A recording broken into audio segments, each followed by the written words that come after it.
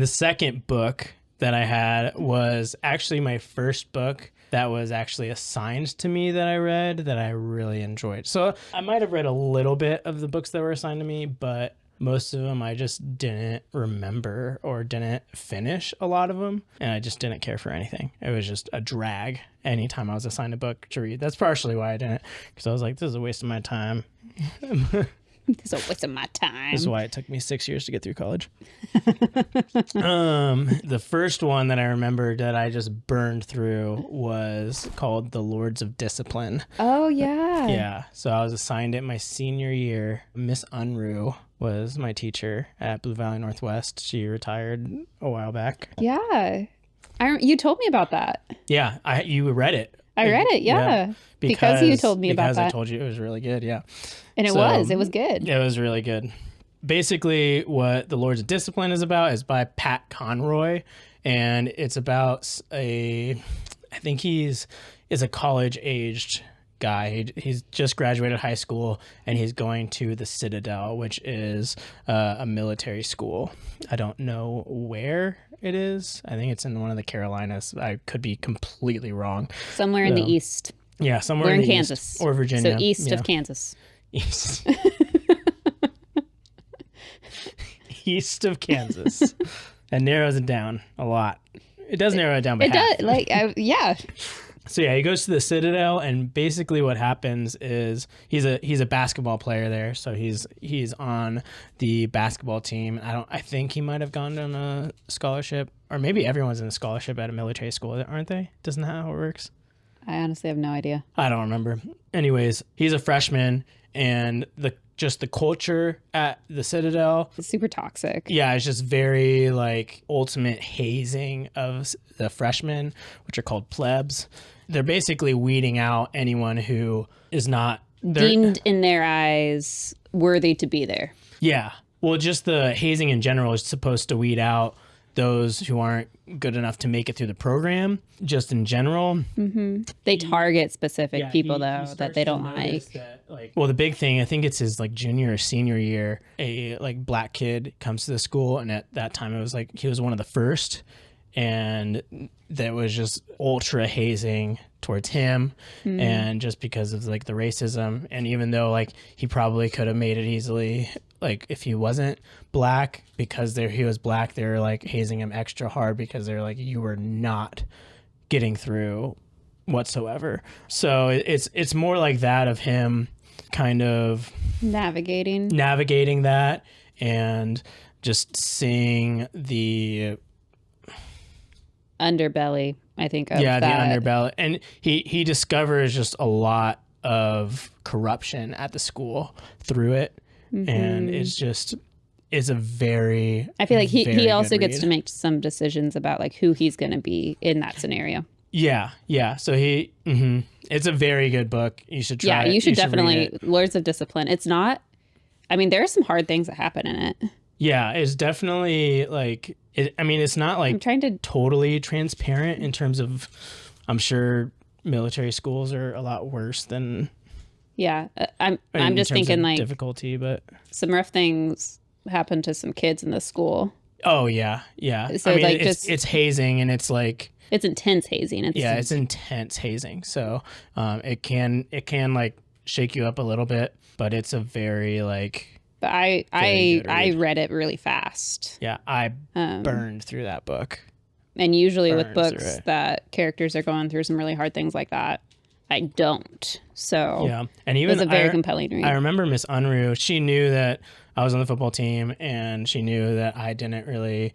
She could tell with my test taking that I didn't really read a whole lot of her books that she assigned.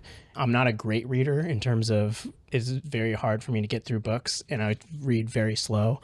So, you just take in all of the details. Yeah, and I need to be immersed into the book really, really well. Mm-hmm. And I remember her telling me when they assigned it first that she was like, "You really need to give this one a try because I think you'll like it." And I did. Go Miss Unruh. Yay for her. Yeah, she was great. All right, pause because I think Walmart's here. Yeah, now that we got Walmart in the fridge. Walmart delivery is kind of amazing. I'm really spoiled. Especially when you have kids, like the amount of time it saves you not having to take 2 kids under 2 to the grocery store once a week. Here for it. Mm-hmm. Anyways, so the Lords of Discipline. Yep, that was my second one in the growing up category. So those are really good. And did that spark, do you remember even trying another book after that, or was it just a single? I don't remember trying another book after that, but again, that was like towards the end of my senior year, and I did read stuff in college, but I didn't read any fiction or fantasy or anything like that. It was more like self-help, which we'll get to some of the self-help books that I really enjoyed in college, but yeah, I didn't. Okay. It was just okay. I think again, it was just like, it didn't cross my mind that there are other books out there that I could really like Harry Potter or like The Lords of Discipline. It never crossed my mind. So interesting. I don't know what that says about me. Did you ever recommend those books to other people? I recommended The Lords of Discipline to you. Well, I know to me, but to your other cool athlete friends. Well, I mean, my other athlete friends had to read it. Yeah, but did they actually read it? I have no idea. Okay, so you didn't. I didn't really talk about it outside. No. Okay. That's what I was curious about. One thing that was interesting was that Miss Unruh, she like, after we did all of that stuff with the Lords of Discipline, she had. I'm gonna put this binky back in. Back again. All right. Who knows for how long? But the funny thing was that after all of our assignments and tests and things with the Lords of Discipline, everyone she noticed, like she could clearly notice through the assignments and the tests, like who actually read the book. And so afterwards, there's actually a movie that was released in like the 80s of the Lords of Discipline. Mm-hmm. And so she invited everyone who she could tell like really read the book to her house to watch the movie with. Yeah.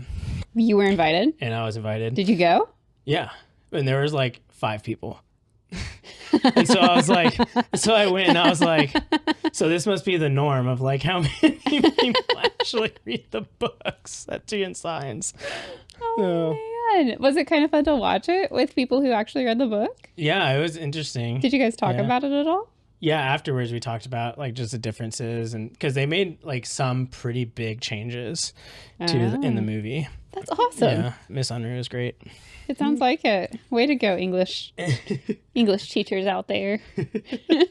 But yeah, I just thought that was funny. It's like only 5, like, because I went into a school. Well, I mean, she might have invited more people, but maybe not everyone was able to go. Maybe, but still, my school, I graduated with 450 was in my graduating class. So my individual class was about like 30 people in my classroom size class. And Miss Unruh, she just taught senior English.